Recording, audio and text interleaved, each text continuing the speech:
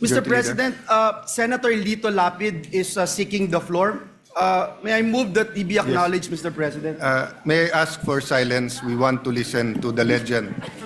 Senator Maraming Lapid. salamat po, Mr. President. Kaliwanagan lang po, manifestation lang.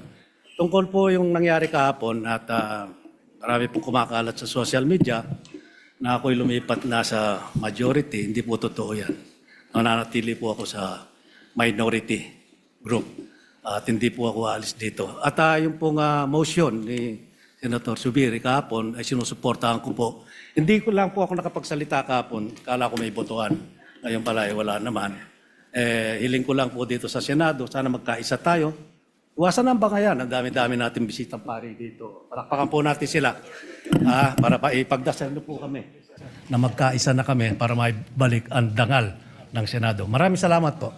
Your manifestation is noted and wala ka man sa majority, Senator Lito Lapid, nandiyan ka parate sa puso namin.